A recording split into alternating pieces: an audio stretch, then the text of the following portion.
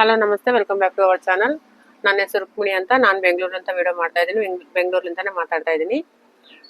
ನಾನು ನಿಮ್ಗೆ ಇವತ್ತು ವಿಷಯ ಬಗ್ಗೆ ಮಾತಾಡಬೇಕಾದ್ರೆ, ನಾವು ಓನಾಗಿ ಶಾಪ್ ಮಾಡ್ತಾರಲ್ವ ಟೈಲರ್ಸ್ ಯಾರಾದರೂ ಕೂಡ ಶಾಪ್ ಮಾಡಬೇಕಾ, ಏನು ಮನೇಲಿ ಸ್ಟಿಚ್ ಮಾಡಬೇಕಾ, ಅಥವಾ ಶಾಪ್ ಮಾಡಿದ್ರೆ ಟೈಲರ್ಸ್ನ ಮ್ಯಾನೇಜ್ ಮಾಡಬೇಕಾ, ಹ್ಯಾಂಡ್ ವರ್ಕರ್ಸ್ನ ಮ್ಯಾನೇಜ್ ಮಾಡಬೇಕಾ, ಅಥವಾ ಜೆಂಟ್ಸ್ನ ಟೈಲರ್ಸ್ ಆಗಿ ಇಟ್ಕೋಬೇಕಾ, ಇಲ್ಲ ಲೇಡೀಸ್ನ ಇಟ್ಕೋಬೇಕಾ, ಈ ವಿಷಯಗಳ ಬಗ್ಗೆ ನಾನು ಮಾತಾಡ್ತೀನಿ. ನಿಮ್ಗೆ ಅನುಕೂಲವಾಗಿ ಯಾವ ತರ ಮಾಡ್ಬೇಕು, ಯಾಕಂದ್ರೆ ಎಲ್ಲಾ ರೀತಿಲಿಂದ ನನ್ಗೆ ಅನುಭವ ಆಗಿಬಿಟ್ಟಿದೆ. ಯಾಕಂದ್ರೆ ಟೈಲರ್ಸ್ ಇಟ್ಕೊಂಡ್ರೆ ಯಾವ ತರ, ಜೇಂಟ್ಸ್ ಟೈಲರ್ ಇಟ್ಕೊಂಡ್ರೆ ಯಾವ ತರ, ಹ್ಯಾಂಡ್ ವರ್ಕರ್ ಇಟ್ಕೊಂಡ್ರೆ ಯಾವ ತರ, ಈ ತರ ಎಲ್ಲಾನು ತುಂಬಾ ಸಫರ್ ಆಗಿದ್ದೀನಿ. ಅದನ್ನೇ ಎಕ್ಸ್ಪೀರಿಯನ್ಸ್ ನಿಮ್ಮ ಜೊತೆಗೆ ಶೇರ್ ಮಾಡ್ಕೊಂತೀನಿ ನಾನು ಇವಾಗ. ಯಾಕಂದ್ರೆ ಜಾಸ್ತಿ ಜನ ಪಾಪ ಶಾಪ್ ಇಡ್ಬೇಕಂತಾರೆ, ಇಟ್ಟಿದ್ಮೇಲೆ ತುಂಬಾ ಸಫರ್ ಆಗ್ತಾ ಇದಾರೆ. ಅವ್ರಿಗೆ ಗೊತ್ತಾಗ್ತಾ ಇಲ್ಲ ಏನಾಗುತ್ತೆ. ನಾವು ಶಾಪ್ ಇಡ್ಬೇಕಾದ್ರೆ ಎಲ್ಲ ಉಲ್ಲಾಸಲಿಂದ ಶಾಪ್ ಇಟ್ಬಿಡ್ತಾರೆ. ಇವತ್ತು ಮಾಡೋಣ ಶಾಪ್, ನಾನು ದೊಡ್ಡದಾಗಿ ಮಾಡ್ಕೊಳ್ಳೋಣ. ಆನ್ಲೈನ್ ಅಲ್ಲಿ ಎಲ್ಲರೂ ನೋಡ್ಬಿಟ್ಟು ನಾನ್ ಮಾಡೋದು ನೀನ್ ಮಾಡೋದು ಅಂತ ಒಬ್ರಿಗೊಬ್ರು ಕಾಂಪಿಟೇಟಿವ್ ಆಗಿ ಇವಾಗ ಶಾಪ್ಗಳು ಓಪನ್ ಮಾಡ್ತಾ ಇದ್ದಾರೆ. ಆ ತರ ಮಾಡಕ ನಾನು ಯಾರಿಗೇನು ಬೇಡ ಅಲ್ಲ, ಬಟ್ ಇರೋ ಮಾತನ್ನ ನಿಮ್ಗೆ ಶೇರ್ ಮಾಡ್ತಾ ಇದ್ದೀನಿ. ಏನಿದೆಯೋ ಏನಿಲ್ವೋ. ಯಾಕಂದ್ರೆ ಮನೇಲಿ ಸ್ಟಿಚ್ ಮಾಡೋರಿಗೆ ಏನಿರುತ್ತೆ ಗೊತ್ತಾ, ಮನೇಲಿ ಒಂದು ಸ್ವಲ್ಪ ದುಡ್ಡು ಕಡಿಮೆ ಇರುತ್ತೆ. ಅವ್ರಿಗೆ ಶಾಪಲ್ಲಿ ನಾನಿವಾಗ ತಗೊಳ್ಳೋದು ನಾರ್ಮಲ್ ರೇಟು 500 ಅನ್ಕೊಳ್ಳಿ, ಮನೇಲಿ ಮಾಡೋದು 350ಗೆ ಮಾಡ್ತಾರೆ. 350ಗೆ 500 ತುಂಬಾ ವ್ಯತ್ಯಾಸ ಇದೆ. ಆದ್ರೆ ಪರವಾಗಿಲ್ಲ, ಯಾಕಂದ್ರೆ ಮನೇಲಿ ಮಾಡೋರು ಅವ್ರ ರೆಂಟ್ ಕಟ್ಟಲ್ಲ. ಅವ್ರ ಟೈಮ್ ಅನುಸಾರ ಅವ್ರ ಮನೇಲಿ ಮಾಡೋದ್ರ ಬಗ್ಗೆ ಮಾತಾಡೋಣ ಫಸ್ಟ್ ಒಂದು 5 ನಿಮಿಷ. ಮನೇಲಿ ಸ್ಟಿಚ್ ಮಾಡೋರು ಎಲ್ಲರೂ ಅವ್ರವ್ರ ಕೆಲಸಗಳು ಫ್ಯಾಮಿಲಿ ಮ್ಯಾನೇಜ್ ಮಾಡ್ಕೊಂಡು, ಮತ್ತೆ ತಮ್ಮದು ಮಕ್ಕಳನ್ನು ಏನಿದೆ ಮನೇನ ಕೆಲಸ ಎಲ್ಲ ಮುಗಿಸ್ಕೊಂಡು ಅವ್ರು ಆರಾಮಾಗಿ ಅವ್ರ ಟೈಮ್ ಯಾವಾಗ ಸಿಗುತ್ತೋ ಆ ಟೈಮಲ್ಲಿ ಸ್ಟಿಚ್ ಮಾಡ್ಕೊತಾರೆ. ರೇಟ್ನು ಸ್ವಲ್ಪ ಕಡಿಮೆ ಇರುತ್ತೆ. ಡಿಸೈನ್ಸ್ ಒಂದು ನಾರ್ಮಲ್ ರೇಟ್ ಅಂತ ಒಂದು ಹೇಳ್ತೀವ್ರಿ, ಎಲ್ಲರೂ ಒಂದೇ ರೇಟ್ ಹೇಳ್ತಾರೆ. ಸ್ಟಾರ್ಟಿಂಗ್ ಅಲ್ಲಿ ಏನ್ ರೇಟ್ ಅಂದ್ರೆ ಫಲಾನ ಪ್ಲೇನ್ ಬ್ಲೌಸ್ ಇಷ್ಟು, ಲೈನಿಂಗ್ ಬ್ಲೌಸ್ ಇಷ್ಟು, ಈ ತರ ಡಿಸೈನ್ಸ್ ಇದ್ರೆ ಇಷ್ಟ ಅಂತ ಹೇಳ್ಕೊಂತಾರೆ. ಎಲ್ಲರೂ ಅದೇ. ಮನೆಗೆ ಇದ್ರೂ ಅಷ್ಟೇ, ಅಂಗಡಿಯಲ್ಲಿ ಮಾಡಿದ್ರು ಅಷ್ಟೇ, ದೊಡ್ಡ ದೊಡ್ಡ ಬೂಟಿಗಳು ಮಾಡಿದ್ರು ಅವ್ರದ್ದು ಕಾಮನ್ ರೇಟ್ ಇಷ್ಟ ಅಂತ ಇರುತ್ತೆ. ಆದ್ರೆ ಮನೇಲಿ ಮಾಡೋರ್ದು ಏನ್ ಗೊತ್ತಾ, ಇವತ್ತು ಅರ್ಜೆಂಟ್ ಬ್ಲೌಸ್ ಇತ್ತಂದ್ರೆ ಬೆಳಗ್ಗೆ ಮುಂಜಾನೆ 5 ಗಂಟೆಗೆ ಎದ್ದು ಸ್ಟಿಚ್ ಮಾಡ್ಕೊಂತಾರೆ, 4 ಗಂಟೆಗೆ ಎದ್ದು ಸ್ಟಿಚ್ ಮಾಡ್ಕೊಂತಾರೆ, ನೈಟ್ 12 ಆದ್ರೂ ಕಟಿಂಗ್ ಮಾಡ್ಕೊಂತಾರೆ. ಆ ಫೆಸಿಲಿಟಿ ಅವ್ರಿಗಿರುತ್ತೆ. ಇದೇ ಫೆಸಿಲಿಟಿ ಅಂಗಡಿ ಮಾಡೋರ್ಗೆ ಇರಲ್ಲ. ಯಾಕಂದ್ರೆ ಅವರು ಅಂಗಡಿಯಲ್ಲೇ ಬಂದು ಎಲ್ಲ ಅವ್ರದ್ದು ಏನೇ ಆಗ್ಲಿ, ಸೀಸರ್ ಏನಾದ್ರು ಒಂದು ನಮ್ಗೆ ಇರ್ತಾವಲ್ಲ, ಸೀಸರ್ ಬೇಕು, ಟೇಪ್ ಬೇಕು, ಮಾರ್ಕಿಂಗ್ ಚಾಕ್ ಬೇಕು, ಪೇಪರ್ ಕ್ಯಾನ್ವಸ್ ಬೇಕು, ಈ ತರ ಟೇಬಲ್ ಬೇಕು, ಈ ತರ ಎಲ್ಲಾ ಫೆಸಿಲಿಟಿ ಮನೆಯಲ್ಲಿ ಸಿಗಲ್ಲ. ಯಾಕಂದ್ರೆ ಅಂಗಡಿಯಲ್ಲಿ ಮಾಡಿದವ್ರಿಗೆ ಅಂಗಡಿಯಲ್ಲಿ ಅಭ್ಯಾಸ ಆಗಿರುತ್ತೆ, ಅಂಗಡಿಯಲ್ಲಿ ಮಾಡಿ ಹೋಗೋಣ ಅಂತಾರೆ, ಸ್ಟಿಚಿಂಗ್ ಕಟಿಂಗ್ ಎಲ್ಲ ಮಾಡೋಣ ಅಂತಾರೆ. ಇವಾಗ ಮನೆಯಲ್ಲಿ ಮಾಡ್ಬೇಕಾದ್ರೆ ನಮ್ಗೆ ಆ ಫೆಸಿಲಿಟಿ ನಮ್ಗೆ ಸಿಗಲ್ಲ. ಅವಾಗ ಏನಾಗುತ್ತೆ ಅಂದ್ರೆ ನಮ್ಗೆ ಆ ಟೈಮ್ಗೆ ನಾವು ಕಸ್ಟಮರ್ಗೆ ಬಟ್ಟೆ ಕೊಡೋಕ್ಕೂ ಆಗಲ್ಲ. ಮನೆಯಲ್ಲಿ ಯಾರು ಸ್ಟಿಚ್ ಮಾಡ್ತಾರೋ ಅವ್ರ ಟೈಮಿಂಗ್ಸ್ ಮ್ಯಾನೇಜ್ ಮಾಡ್ದಂಗೆ ಅಂಗಡಿ ಯಾರು ಮಾಡಿರ್ತಾರ ಅವ್ರು ಮ್ಯಾನೇಜ್ ಮಾಡಲ್ಲ. ಯಾಕಂದ್ರೆ ಆಗಲ್ಲ, ಅದು ಒಂದು ಟೈಮಿಂಗ್ ಸರಿ ಇರುತ್ತೆ. ಬೆಳಗ್ಗೆ 10 ಗಂಟೆಗೆ ಬಂದಿವ, ರಾತ್ರಿ 8 ಗಂಟೆಗೆ 9 ಗಂಟೆಗೆ ಆ ಥರ ಹೋಗಿವ. ಇದೇ ಟೈಮಿಂಗ್ ನಲ್ಲಿ ನಾವೇನ್ ಮಾಡಿದ್ವಿ ಅದನ್ನ ಮಾಡ್ಕೋಬೇಕು. ಅದೇ ಮನೆಯಲ್ಲಿ ಮಾಡಿದ್ರೆ ನಮ್ ಇಷ್ಟ, ನಮ್ ರಾಜ್ಯ, ಅದು ನಾವೇನ್ ಬೇಕಾದ್ರೂ ಮಾಡ್ಕೋಬಹುದು. ನಮ್ ಇಷ್ಟ, ನಮ್ ರಾತ್ರಿ ಎಲ್ಲ ನೈಟ್ ಎಲ್ಲ ಹೊಲ್ದ್ರೆ ನಮ್ನ ಯಾರು ಬೇಡ ಅನ್ನೋದಿಲ್ಲ. ಅದೇ ಅಂಗಡಿಯಲ್ಲಿ ಹೊಲ್ದ್ರೆ ತುಂಬಾ ಕಷ್ಟ ಆಗುತ್ತೆ. ಈ ವ್ಯತ್ಯಾಸ ಇಬ್ಬರ ನಡುವೆ ಇದಿದೆ. ಇನ್ನೊಂದು ಟೈಲರ್ಸ್ ಇಟ್ಕೊಂಡ್ರೆ, ಟೈಲರ್ಸ್ ನಮ್ಮ ಹತ್ರ ನಾರ್ತ್ ಇಂಡಿಯನ್ ಒಂದು ಇದಾರಂದ್ರೆ, ಅವ್ರು ಸ್ಟಿಚಿಂಗ್ ಮಾಡಕ್ಕೆ ಒಂದು ವಾರಕ್ಕೆ ಬಂದ್ಬಿಟ್ಟು ಮಿನಿಮಮ್ ಅಂದ್ರೆ 7,000 ರೂಪಾಯಿ. ನಾರ್ಮಲ್ ಟೈಲರ್ ಮಾಡೋದು 7,000 ರೂಪಾಯಿ ತಗೊಂತಾರೆ. 7,000 ರುಪೀಸ್ ಅವ್ರ ವೀಕ್ಲಿ ಪೇಮೆಂಟ್ ನಾವು ಕೊಡ್ಬೇಕಾಗುತ್ತೆ. ಅವಾಗ ನಾವು ತಗೊಂಡಿದ್ದು ಅವ್ರು ಎಷ್ಟು ಸ್ಟಿಚ್ ಮಾಡ್ತಾರೆ, 4 ಮಾಡ್ತಾನೆ ಮಿನಿಮಮ್ ಅಂದ್ರೆ 3ರಿಂದ 4 ಮಾಡ್ತಾನೆ. ಲಾಸ್ಟ್ ಫೈನಲ್ ಅಷ್ಟೇ, 4ಕ್ಕಿಂತ ಮುಂದಕ್ಕೆ ಹೋಗಲ್ಲ ಅವನು. ಯಾಕಂದ್ರೆ ಅವ್ನಿಗೆ ಅಲ್ಲಿಗೆ ಜಾಸ್ತಿ ಆಗುತ್ತೆ. 4 ಸ್ಟಿಚ್ ಮಾಡ್ತಾನೆ. 4ನಲ್ಲಿ ನಾವು ನೀವು ಇಟ್ಕೊಂಡಿದ್ರೆ ಸಪೋಸ್ 500 ಇಟ್ಕೊಳ್ಳಿ, 2,000 ರುಪೀಸ್ ಆಯ್ತು. ಅವ್ನಿಗೆ 700 ರೂಪಾಯಿ ತೆಗೆದ್ರೆ 1,300 ರೂಪಾಯಿ. 1,300 ರೂಪಾಯಿದಲ್ಲಿ ಲೈನಿಂಗ್ ಬಂತು, ಫಾಲ್ಸ್ ಬಂತು, ಮತ್ತೆ ಸಾರಿ ಫಾಲ್ಸ್ ಇರಲ್ಲ, ಲೈನಿಂಗ್ ಬಂತು, ಅಂಗಡಿ ಇದು ಬಂತು, ಎಲ್ಲ ಬಂತು. ಅರ್ಧ ಅವ್ರಿಗೆ ಕೊಟ್ಬೇಕು, ಅರ್ಧ ನಮ್ಗೆ ಮಿಕ್ಕಿರುತ್ತೆ. ಇಲ್ಲಿ ಪ್ರಾಫಿಟ್ ನೋಡ್ಬೇಕಾದ್ರೆ ಮನೆಯಲ್ಲಿ ಮಾಡಿದವ್ರ ಪ್ರಾಫಿಟ್ ಜಾಸ್ತಿ ಇದೆ, ಅಂಗಡಿಯಲ್ಲಿ ಮಾಡಿದವ್ರ ಪ್ರಾಫಿಟ್ ಕಡಿಮೆ ಇರುತ್ತೆ. 100% ಕಡಿಮೆ ಇರುತ್ತೆ. ಯಾಕಂದ್ರೆ ಮನೆಯಲ್ಲಿ ಮಾಡಿದ್ರೆ ಅವರೇ ಕಟಿಂಗ್ ಮಾಡ್ತಾರೆ, ಅವರು ಸ್ಟಿಚಿಂಗ್ ಮಾಡ್ತಾರೆ. ಅವ್ರು 4-5 ಬ್ಲೌಸ್ ಮಾಡೋದೊಂದೇ ನಾವೇನ್ ಮಾಡೋದು ಅಷ್ಟೇ. ಯಾಕಂದ್ರೆ ನಾವು 4 ಬ್ಲೌಸ್ ನಾವು ಮಾಡಿದ್ವಿ, 4 ಬ್ಲೌಸ್ ಅವ್ರು ಮಾಡಿದ್ವಿ. ಅವ್ರು 350 ಇಟ್ಕೊಂಡು 4 ಬ್ಲೌಸ್ ಮಾಡಿದ್ರೆ 1,400 ಆಯ್ತು. ನಾವು 4 ಬ್ಲೌಸ್ 500 ರೂಪಾಯಿ ಇಟ್ಕೊಂಡು 4 ಬ್ಲೌಸ್ ಮಾಡಿದ್ರೆ ಎಷ್ಟಾಯ್ತು ನಮ್ಗೆ? 2,000 ರೂಪಾಯಿ ಆಯ್ತು. 2,000ದಲ್ಲಿ ನಮ್ಗೆ ಎಷ್ಟು? 700 ರೂಪಾಯಿ ಟೈಲರ್ಗೆ ಹೋದ್ರೆ, ರೆಂಟ್ ತೆಗೆದ್ರೆ, ಮತ್ತೆ ಮೆಟೀರಿಯಲ್ ತೆಗೆದ್ರೆ, ಎಲ್ಲ ದಾರ ಎಲ್ಲ ಎಮ್ಮಿಂಗ್ ಮೆಟೀರಿಯಲ್ ಎಲ್ಲ ತೆಗೆದ್ಮೇಲೆ ನಮ್ಗೆ ಬರೋದು 600-700 ಬರುತ್ತೆ. ವ್ಯತ್ಯಾಸ ಎಷ್ಟಿದೆ ನೋಡ್ರಿ. ಅಲ್ಲಿ ಓನರ್ಗೆ, ಮನೆಯಲ್ಲಿ ಮಾಡೋರಿಗೆ ಡಬಲ್ ಮಾರ್ಜಿನ್ ಇದೆ, ಅಂಗಡಿಯಲ್ಲಿ ಮಾಡೋರಿಗೆ ಅರ್ಧ ಮೇಲೆ ಕಡಿಮೆ ಮಾರ್ಜಿನ್ ಇದೆ. ಅದ್ರಾಗ ಟೈಲರ್ಸ್ ಇಟ್ಕೊಂಡ್ರೆ, ನಾರ್ತ್ ಇಂಡಿಯನ್ ಇಟ್ಕೊಂಡ್ರೆ ಇನ್ನೇನ್ ಗೊತ್ತಾ, ಅವ್ರು ಆ ಟೈಮ್ಗೆ ಬರ್ತಾರ, ಅವ್ರ ಟೈಮಿಂಗೇ ಇರ್ತದೆ. ಅವ್ರು ಲಂಚ್ಗಂತ ಟೈಮ್ ವೇಸ್ಟ್ ಮಾಡ್ತಾರೆ. ಅವ್ರು ಹೊರಗೆ ಹೋಗೋದು, ಟೀ ಕುಡಕ್ ಹೋಗೋದು, ಅವ್ರಿಗೆ ಇಷ್ಟ ಬಂದಾಗ ಬರ್ತಾರೆ. ಇನ್ನ ಅವ್ರಿಗಿನ್ನ ಫ್ರೈಡೇಗಳಿದ್ರೆ ಅವ್ರ ನಮಾಜ್ಗೆ ಆ ಟೈಮ್ಗೂ ಬೇರೆ ನಾವು ಬಿಡ್ಬೇಕು. ತುಂಬಾ ಅಂದ್ರೆ ಅವ್ರು ಏನ್ ಹೇಳ್ತಾರೋ ಅದನ್ನೇ ನಾವು ಫಾಲೋ ಮಾಡ್ಬೇಕು ಹೊರತು ನಮ್ಮಿಂದ ಅವ್ರು ಸಾಧ್ಯನೇ ಇಲ್ಲ.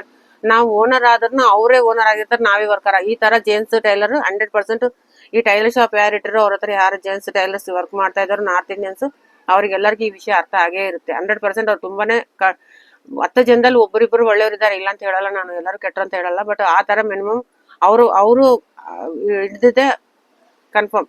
ನಾವೇನ್ ಹೇಳಿದ್ರು ಅದಕ್ಕೆ ಇದಾಗಲ್ಲ, ಅವ್ರಿಗೆ ವರ್ತ್ ಆಗಲ್ಲ. ಅವ್ರು ಏನ್ ಹೇಳ್ತಾರೋ ಅದನ್ನೇ ಕರೆಕ್ಟ್. ಮೇಡಮ್ ಇಷ್ಟೇ ಹೊಲ್ತೀವಿ ಅಂದ್ರೆ ಅಷ್ಟೇ ಹೊಲ್ತಾರೆ, ಅದ್ರ ಮೇಲೆ ಮುಂದಕ್ಕೆ ಹೋಗಲ್ಲ.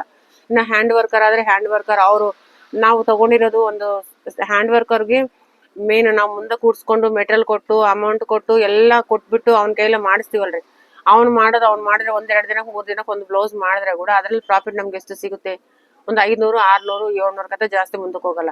ಅದೇ ನಾವು ಪೀಸ್ ಕಸ್ಟಮರ್ ಹತ್ರ ತಗೊಂಡ್ಬಿಟ್ಟು ಬೇರೆ ಎಲ್ಲ ಅವರೇ ಮನೇಲಿ ಕೊಟ್ಬಿಡೋಣ, ಅವರೇ ತಗೊಂಡ್ ಹೋಗ್ತಾರೆ, ತಗೊಂಡ್ ಬರ್ತಾರೆ. ಅದ್ರಲ್ಲಿ ನಮ್ಗೆ ಅಷ್ಟೇ ಮಾರ್ಜಿನ್ ಮಿಕ್ಕುತ್ತೆ.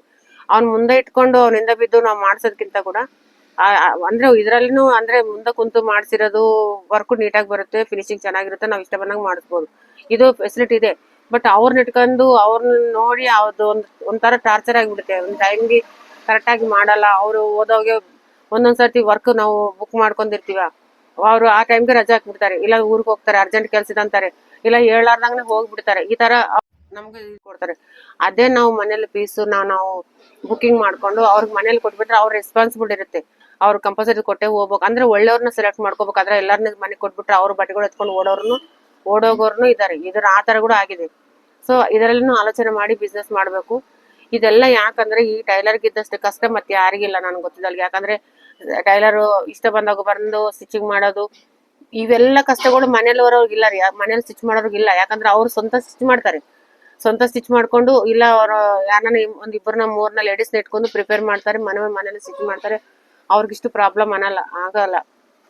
ಅದೇ ಅಂಗಡಿ ಇಟ್ಟದವ್ರಿಗೆ ರೆಂಟ್ ಅಂತೀರಾ, ಟೈಲರ್ಸ್ ಮ್ಯಾನೇಜ್ಮೆಂಟ್ ಅಂತೀರಾ, ಕಸ್ಟಮರ್ ನೋಡ್ಬೇಕಂತೀರಾ, ಸ್ವಲ್ಪ ಹೆಚ್ಚು ಕಡಿಮೆ ಆದ್ರೆ ಕಸ್ಟಮರ್ ಕೂಡ ಪ್ರಾಬ್ಲಮ್ಸ್ ಆಗುತ್ತಾ? ತುಂಬಾ ರಿಸ್ಕ್ ತಗೊಂಡು ಈ ಫೀಲ್ಡ್ ಅಲ್ಲಿ ನಾವು ಬರಬೇಕು. ಇದ್ರಾಗ ಇನ್ನೊಂದ್ ಏನ್ ಗೊತ್ತಾ, ಇವಾಗಂತೂ ಏನೂ ಗೊತ್ತಿಲ್ಲ, ಏನು ಬರಲ್ಲ ಟೈಲರಿಂಗ್ ನಲ್ಲಿ. ಸೂಜಿಗೆ ದಾರ ಎರ್ಸಕ್ನು ಬರಲ್ಲ ಅಂತವ್ರನ್ನು ಶಾಪ್ ಓಪನ್ ಮಾಡ್ಕೊಂಡಿದ್ದಾರೆ. ಅವ್ರು ಏನ್ ಮಾಡಿ ಇದರಲ್ಲಿ ಉದ್ಧಾರ ಮಾಡ್ಬೇಕನ್ನೋದು ಕೂಡ, ಅಂದ್ರೆ ನಾನು ಏನು ಬೇರೆ ಉದ್ದೇಶದಿಂದ ಹೇಳ್ತಾ ಇಲ್ಲ, ಅವ್ರಿಗೆ ಏನ್ ಆಗಿಬಿಟ್ಟು ಇದರಲ್ಲಿ ಡೆವಲಪ್ಮೆಂಟ್ ಅನ್ಕೊಂಡ್ ಬಂದಿದ್ದಾರೋ ಗೊತ್ತಾಗ್ತಾ ಇಲ್ಲ. ಆನ್ಲೈನ್ ಬಿಸ್ನೆಸ್ ಅಂದ್ರೆ ಅದು ಬೇರೆ ವಿಷಯ, ನಾವು ಆಫ್ಲೈನ್ ಮಾಡೋದು ಇದು ಬೇರೆ ವಿಷಯ. ಆನ್ಲೈನ್ ಮಾಡ್ತಾರೆ, ಸ್ಟಿಚ್ ಮಾಡ್ತಾರೆ, ಕೊಟ್ಟು ಕಳಿಸ್ತಾರೆ, ಅವ್ರು ಬಿಟ್ಟಿದ್ದವ್ರು ಲೂಸು ಟೈಟ್ಗಳು. ಇದು ನಾವು ಆಫ್ಲೈನ್ ಅಲ್ಲಿ ಮಾಡಿ ಕಣ್ಣು ಮುಂದೆ ಸ್ಟಿಚ್ ಮಾಡಿದ್ರೆ ಲೂಸು ಟೈಟ್ ಅಂತ ಕಂಪ್ಲೇಂಟ್ ಬಂದೇ ಬರ್ತವೆ. ಈ ತರ ಪ್ರಾಬ್ಲಮ್ಸ್ ಇರುತ್ತೆ. ಇವಾಗ ಈ ತರ ಇದ್ದಾಗ ನಾವು ಲೇಡೀಸ್ ನ ಪ್ರಿಪೇರ್ ಮಾಡ್ಬೇಕಾ ಜೆಂಟ್ಸ್ ಪ್ರಿಪೇರ್ ಮಾಡ್ಬೇಕಾದ್ರೆ ನನ್ ಮಟ್ಟಕ್ಕೆ ನಾನು ಹೇಳ್ದಂಗನೆ ನನ್ನ ಅನುಭವ ಪ್ರಕಾರ ಹೇಳ್ತಾರೆ ಅಂದ್ರೆ 100% ಲೇಡೀಸ್ನೇ ಪ್ರಿಪೇರ್ ಮಾಡ್ಬೇಕು ನಾವು. ಯಾಕೆ ಮಾಡಲ್ಲ ಲೇಡೀಸ್ ಹೇಳಿ? ಲೇಡೀಸ್ ಹೋದ್ರೆ ಕೆಲವೊಂದು ಅಭಿಪ್ರಾಯ ಏನ್ ಗೊತ್ತಾ, ಲೇಡೀಸ್ ಕೆಲಸ ಮಾಡಿದ್ರೆ ಫಿನಿಶಿಂಗ್ ಕೊಡಲ್ಲ ಅಂತ. ಯಾಕೆ ಕೊಡಲ್ಲ ಫಿನಿಶಿಂಗ್? ಅವ್ರಿಗೆ ಟ್ರೈನಿಂಗ್ ಕೊಡಿ. ಎಲ್ಲ ದೊಡ್ಡ ಫ್ಲೈಟೇ ಓಡಿಸ್ತಾರೆ ನೋಡಿ. ಸುನಿತಾ ವಿಲಿಯಮ್ಸ್ ಎಲ್ಲಿ ತನ ಹೋಗಿ ಅವರು ಎಷ್ಟು ದಿನ ಅಲ್ಲಿ ಮೇಲೆ ಚಂದ್ರಮಂಡಲದಲ್ಲಿ ಇದ್ದು ಬಂದಿಲ್ಲ ಹೇಳಿ? ಆ ತರ ಲೇಡೀಸ್ ಯಾವ್ದು ಕೆಲಸ ಮಾಡಲ್ಲ ಹೇಳಿ? ಲೇಡೀಸ್ ಯಾವ್ದು ಕಮ್ಮಿ? ಎಲ್ಲದಕ್ಕೂ ಇದು.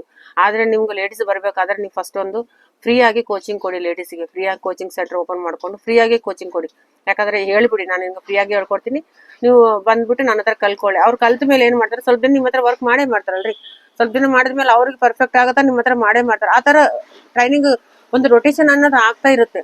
ಲೇಡೀಸ್ಗೆ ಪ್ರಿಪೇರ್ ಮಾಡಿ. ಎಷ್ಟೊತ್ತು ನಾರ್ತ್ ಇಂಡಿಯನ್ಸ್ ಇಟ್ಕೊಂಡು ತುಂಬಾ ಸಫರ್ ಆಗಿ ಆರೋಗ್ಯಗಳು ಕೆಡಿಸ್ಕೊಂಡು ಟೆನ್ಷನ್ಗಳು ತಗೊಂಡು ಸಾಲಗಳು ಮಾಡ್ಕೊಂಡು ಒಬ್ರೊಬ್ರು ನಮ್ಮ ಫ್ರೆಂಡ್ಸೇ ಇದ್ದಾರೆ. ನಮ್ಮ ಫ್ರೆಂಡ್ಸೇ ಎಷ್ಟೋ ಜನ ಸಾಲಗಳು ಮಾಡ್ಕೊಂಡು ಹೋಗಿದ್ದಾರೆ. 25 ಲಕ್ಷ ಒಬ್ರೊಬ್ರು ಸಾಲ ಮಾಡಿದ್ದು. ನಮ್ಮ ಫ್ರೆಂಡ್ ಒಬ್ರು ಇದ್ದಾರೆ, 25 ಲಕ್ಷ ಈ ಫೀಲ್ಡ್ಗೆ ಬಂದು 4 ವರ್ಷದಲ್ಲಿ 25 ಲಕ್ಷ ಸಾಲ ಮಾಡಿದ್ದಾರೆ.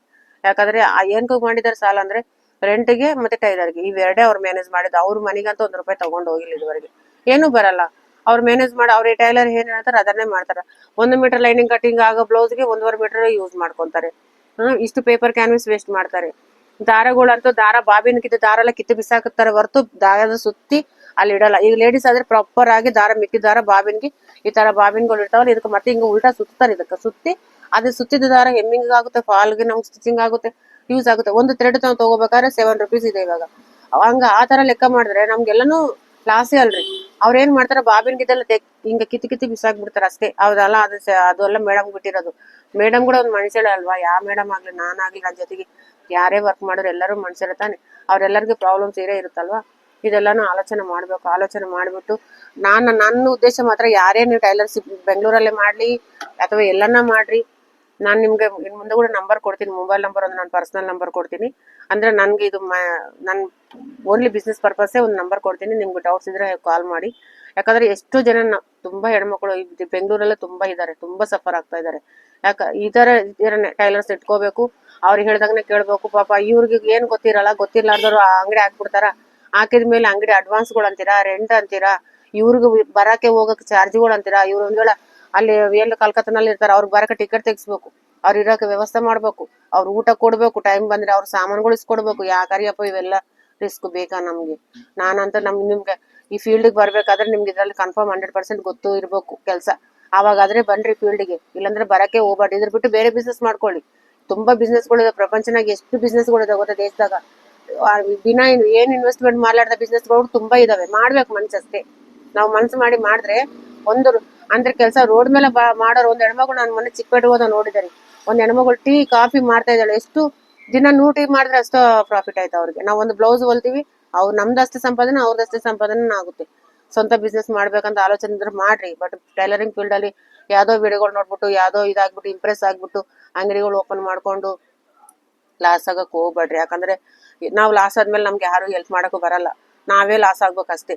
ಎಷ್ಟು ನೀನ್ ಮನೆಯವ್ರು ಕೂಡ ನಮ್ಗೆ ಆಪೋಸಿಟ್ ಆಗ್ತಾರೆ. ಯಾಕಂದ್ರೆ ಏನೋ ಮಾಡಕ್ ಹೋಗಿದ್ಯಾ, ಏನೋ ಮಾಡಿದ್ಯಾ ಅಂತ ನಮ್ಮ ಮೇಲೇನೆ ಬಂತು ಉಲ್ಟಾ. ಒಳ್ಳೆಯವನು ಅವ್ನು ಗೆದ್ರೆ ಅವ್ನಿಗೆ ಸಪೋರ್ಟ್ ಸಿಗುತ್ತೆ, ಸೋತವ್ನಿಗೆ ಸಪೋರ್ಟ್ ಎಂದಿಗೂ ಸಿಗಲ್ಲ ಲೈಫ್ನಾಗ ಯಾರಿಗೇ ಆಗ್ಲಿ.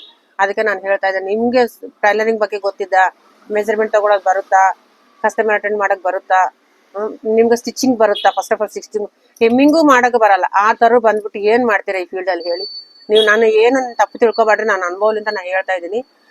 ಎಮ್ಮಿಂಗ್ ಕೂಡ ಬರಲ್ಲ ಸಪೋಸ್, ಆ ತರ ಬಂದ್ಬಿಟ್ಟು ನೀವು ಅಂಗಡಿಗಳು ಓಪನ್ ಮಾಡ್ಕೊಂಡು ಟೈಲರ್ ಮೇಲೆ ಭಯ್ಯ ಅವ್ರು ಕ್ಯಾ ಭಯ್ಯ ಓ ಭಯ್ಯ ಅಂದ್ರೆ ಅವನು ಆ ಮಕ್ಕಳು ಮತ್ತೆ ತುಂಬಾ ಆಟ ಆಡಿಸ್ತಾರೆ ನಮ್ನ. ಅದಕ್ಕೆ ನಾನು ಹೇಳಿದ್ರೆ ಕನ್ನಡಿಗರಿಗೆ ಎಲ್ಲರಿಗೆ ನನ್ನ ಉದ್ದೇಶ, ನಾನು ಯಾರನ್ನ ಏನು ಬೈತಾ ಇಲ್ಲ ರೀ, ಯಾರನ್ನೇನು ಹೊಗಳ್ತಾ ಇಲ್ಲ. ಬಟ್ ನನ್ನ ಉದ್ದೇಶ ನಾನು ಹೇಳ್ತಾ ಇದ್ದೀನಿ. ಅವ್ರು ಎಷ್ಟು ಇದು ಮಾಡ್ತಾರೆ ಗೊತ್ತಾ ಲಾಸ್ಟ್ ಅದ್ರಾಗ 10 ಜನದಾಗ ಒಬ್ಬನೇ ಒಳ್ಳೆಯವ್ನಿರ್ತಾನೆ, ಒಬ್ಬ ಇಲ್ಲ ಮಿಕ್ಕಿದ್ರೆ ಮಾತ್ರ. ನಾನಾದ್ರೆ ನನ್ನ ನೋಡಿದ್ರೆ ನನ್ನ ಎಕ್ಸ್ಪೀರಿಯನ್ಸ್ ಪ್ರಕಾರ ಮಾತ್ರ ಯಾರು ನನಗೆ ಸಿಗಲೇ ಇಲ್ಲ. ಸಿಕ್ಕಿದ್ದಾರೆ, ಒಬ್ಬರಿಬ್ರು ಸಿಕ್ಕಿದ್ದಾರೆ. ಬಟ್ ಅವರು ಅದಕ್ಕೆ ಅವರೇ 100 ವರ್ಷದಿಂದ ಒಬ್ಬರೇ ಹ್ಯಾಂಡ್ ವರ್ಕ್ ಆಗ್ತಾರೆ. ನಾನು ಹ್ಯಾಂಡ್ ವರ್ಕ್ ನಾನು ಬಂದಿದ್ದ ಬುಕ್ಕಿಂಗ್ ತಗೊಂಡು ಕೊಟ್ಬಿಡ್ತೀನಿ. ಆಗುತ್ತೆ ನನ್ನ ಹತ್ರ ಒಂದು 20-30 ಬ್ಲೌಸ್ ಆಗುತ್ತೆ, ಕೊಟ್ಬಿಡ್ತೀನಿ ಹೊರಗಡೆ, ಕೊಟ್ಬಿಟ್ಟು ಅವ್ರಿಗೆ ಕೊಡ್ತೀನಿ. ಡಿಸೈನ್ ಏನಿದೆ ಅದು ಆ ಡಿಸೈನ್ ಆದ್ಮೇಲೆ ಅವ್ರು ಬಂದ್ಮೇಲೆ ಸ್ಟಿಚಿಂಗ್ ಮಾಡಿದ್ಮೇಲೆ ಕಸ್ಟಮರ್ ಓಕೆ ಅಂದ್ರೆ ಅವ್ನಿಗೆ ಅಮೌಂಟ್ ಅವಾಗ ಹಾಕಿರ್ತೀನಲ್ಲ, ಅವ್ರಿಗೆ ಅಮೌಂಟ್ ಹಾಕಲ್ಲ ನಾನು. ಯಾಕಂದ್ರೆ ಅದೇನಾಯ್ತಂದ್ರೆ ರಿಟರ್ನ್ ಅವ್ನು ಮಾಡ್ಕೊಡ್ಬೇಕು. ಆ ತರ ನಾವು ಆ ತರ ಗ್ರಿಪ್ ಇಟ್ಕೋಬೇಕು ಮನಸ್ಸಿಗೆ ಫಸ್ಟ್ ಆಫ್ ಆಲ್. ಇಲ್ಲಾಂದ್ರೆ ಅವ್ರು ನಮ್ಮ ಮಾತು ಕೇಳಲ್ಲ, ಗೊತ್ತಿಲ್ಲ, ಆ ತರ ಮಾಡಿಬಿಡ್ತಾರೆ.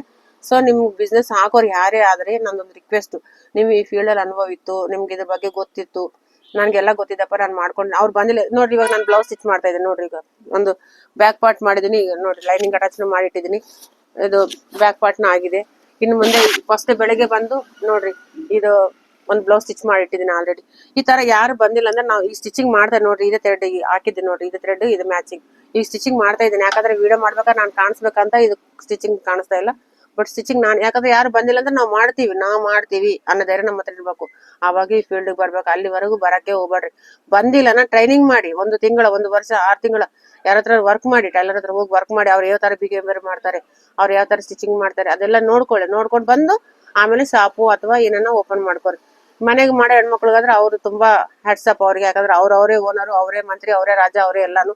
ಸೊ ಅವ್ರು ಯಾವಾಗ ಬೇಕಾದ್ರೆ ಕಟ್ ಮಾಡ್ಕೋತಾರೆ. ಅವ್ರು ಅಷ್ಟು ಆರಾಮ್ ಯಾರಿಗೂ ಇರಲ್ಲ. ಯಾಕಂದ್ರೆ ಅವ್ರಿಗೆ ಬೇಡ ಮುಚ್ಚಿಬಿಡ್ತಾರ, ಬೇಕಾ ಸ್ಟಿಚಿಂಗ್ ಮಾಡ್ತಾರೆ. ಇಲ್ಲಾಂದ್ರೆ ಅವರು ಸ್ಟಿಚಿಂಗ್ ಬಿಟ್ರೂ ರೆಂಟ್ ಕಟ್ಟೋದಿಲ್ಲ, ಮಾಡಿದ್ರು ಅವ್ರಿಗೆ ಪ್ರಾಫಿಟ್. ಸೊ ಮನೆಗೆ ಮಾಡೋದವ್ರಿಗೆ ನನ್ನ ಉದ್ದೇಶದಲ್ಲಿ ಅವ್ರು ಓಕೆ. ಇನ್ನು ಅಂಗಡಿ ಹಾಕಿದವ್ರು ಮಾತ್ರ ತುಂಬಾ ಸಫರ್ ಆಗ್ತಾರೆ. ಆ ಸಫರ್ ನೀವು ಯಾರು ಇನ್ ಮುಂದೆ, ನನ್ನ ಒಪಿನಿಯನ್ ಇಷ್ಟೇ. ನಿಮ್ಗೂ ಹಾಕಬೇಕಾದ್ರೆ ಲೇಡೀಸ್ಗೆ ನಿಮ್ ಫಸ್ಟ್ ಕಲ್ರಿ. ನೀವು ಕಲ್ದ ಮೇಲೆ ಲೇಡೀಸ್ಗೆ ಪ್ರಾಕ್ಟೀಸ್ ಕೊಡಿ. ನಿಮ್ಮ ಹತ್ರ ನೀವು ಸ್ಟಿಚಿಂಗ್ ಮಾಡೋದು, ನಿಮ್ಗೆ ಬ್ಲೌಸ್ ಬಂದ ಮೇಲೆ ನೀವು ಅಂಗಡಿ ಓಪನ್ ಮಾಡ್ಕೊಳ್ಳಿ. ಅಲ್ಲಿವರೆಗೂ ಮನೆಯಲ್ಲೇ ಓಪನ್ ಸ್ಟಿಚಿಂಗ್ ಮಾಡ್ಕೊಳ್ಳಿ. ನಾರ್ತ್ ಇಂಡಿಯನ್ ಮಾತ್ರ ನೀವು ಆಲೋಚನೆ ಮಾಡಿ ಇಟ್ಕೊಳ್ಳಿ. ನಿಮ್ ಕೈಯಾಗ ನಿಮ್ಗೆ ಆ ಧೈರ್ಯ ಇತ್ತು, ನಾನು ಅವ್ರನ್ನ ಹ್ಯಾಂಡಲ್ ಮಾಡ್ತೀನಿ ಅನ್ನೋ ಧೈರ್ಯ ಇದ್ರೆ ಮಾತ್ರ ಟೈಲರ್ಸ್ ಇಟ್ಕೊಂಡು ಮ್ಯಾನೇಜ್ ಮಾಡಿ. ಇದು ಇವತ್ತಿನ ವಿಡಿಯೋ. ನಿಮ್ಗೆ ಇಷ್ಟ ಆದ್ರೆ ಒಂದು ಲೈಕ್ ಮಾಡಿ ಪ್ಲೀಸ್, ಯಾರಿಗಾನ ಶೇರ್ ಮಾಡಿ. ಯಾಕಂದ್ರೆ ಎಷ್ಟೋ ಜನ ಸಫರ್ ಆಗ್ತಾ ಇದ್ರಿ ಈ ವಿಷಯದಲ್ಲಿ. ಇದೊಂದು ಮೋಟಿವೇಶನಲ್ ವಿಡಿಯೋ ಅನ್ಕೊಳ್ಳಿ, ನೀವೇನೋ ಅನ್ಕೊಳ್ಳಿ, ನಿಮ್ ಇಷ್ಟ. ನಿಮ್ಗೆ ಯಾರನ್ನ ಪರಿಚಯ ಇದ್ದ ಟೈಲರ್ಸ್ ಇದ್ರೆ ಅವ್ರಿಗೆಲ್ಲ ಶೇರ್ ಮಾಡಿ, ಅವ್ರಿಗೊಂದು ಹೆಲ್ಪ್ ಆಗುತ್ತೆ. ಇದು ನನ್ಗೆ ಆಗಿದ ಅನುಭವ ನಾನು ಇವತ್ತು ಈ ವಿಡಿಯೋದಲ್ಲಿ ಹೇಳಿದ್ದೀನಿ. ಇನ್ ಮುಂದೆ ಯಾಕಂದ್ರೆ ಇದೊಂದು ಒಗ್ಗಟ್ಟಿಲ್ಲ, ಈ ಟೈಲರ್ ನಲ್ಲಿ ಒಗ್ಗಟ್ಟಿಲ್ಲ. ನಾನೊಂದು ರೇಟ್ ತಗೊಂಡ್ರೆ ಪಕ್ಕದವ್ರು ಇನ್ನೊಂದು ರೇಟ್ ತಗೊಂತಾರೆ, ಅವ್ರು ಇನ್ನೊಂದು ರೇಟ್ ತಗೊಂತಾರೆ. ಈಗ ನೋಡಿ ಆಟೋದವರು ಒಂದು ಯೂನಿಯನ್ ಇದೆ ಅವ್ರಿಗೆ, ಬಸ್ನವ್ರಿಗೆ ಅವ್ರಿಗೊಂದು ಯೂನಿಯನ್ ಇದೆ. ಅವ್ರವರು ಎಲ್ಲ ಒಂದೇ ಮಾತ್ ಮೇಲೆ ಇರ್ತಾರೆ. ನಮ್ ತರಕಾರಿ ಅವ್ರು ಕೂಡ ಒಂದು ಯೂನಿಯನ್ ಇದೆ ರೀ, ನಮ್ದೇ ಇಲ್ಲ. ಗೊತ್ತದ ಆ ತರ ಆಗ್ಬಿಟ್ಟಿದೆ ವ್ಯವಸ್ಥೆ. ಅವ್ರು ಯಾಕೆ ತಗೊಂತಾರೆ 400 ರೂಪಾಯಿ, ನಾನು 350 ತಗೊಂತೀನಿ. 350 ತಗೊಂಡ್ರೆ 250 ತಗೊಂತೀನಿ. ಯಾಕೆ ಎಷ್ಟು ಜನ ಬರ್ಲಿ ತಗೋ, ಕಸ್ಟಮರ್ ಬರ್ಬೇಕನ್ನೋ ಉದ್ದೇಶದಿಂದ ಮಾಡ್ತಾರೆ ಹೊರತು ನಾನು ಪರ್ಫೆಕ್ಟ್ ಆಗಿ ಕೆಲಸ ಮಾಡ್ಬೇಕು, ಪರ್ಫೆಕ್ಟ್ ಆಗಿ ಇದು ಮಾಡ್ಬೇಕು ಅನ್ನೋದು, ನನ್ನ ಕೆಲಸ ಬರುತ್ತೆ ಅನ್ನೋ ಉದ್ದೇಶ ಮಾತ್ರ ಯಾರಿಗಿಲ್ಲ. ನೋಡ್ರಿ, ಆಲೋಚನೆ ಮಾಡ್ರಿ. ನಾನು ಏನಂದ್ರೆ ತಪ್ಪಾಗಿ ಮಾತಾಡಿದ್ರೆ ಪ್ಲೀಸ್ ನನಗೆ ಕ್ಷಮಿಸ್ಬಿಡಿ. ನಾನು ಯಾರನ್ನ ಕಡಿಮೆ ಯಾರನ್ನ ಹೆಚ್ಚಂತ ಮಾತಾಡಿಲ್ಲ, ಬಟ್ ಇದ್ದಿದ್ದು ಮಾತು ಹೇಳ್ತಾ ಇದೀನಿ ಅಷ್ಟೇ. ಇವತ್ತಿಗೆ ಇಷ್ಟೇ. ನೆಕ್ಸ್ಟ್ ವಿಡಿಯೋದಲ್ಲಿ ಮತ್ತೆ ಮೀಟ್ ಆಗೋಣ. Thank you for watching. Bye.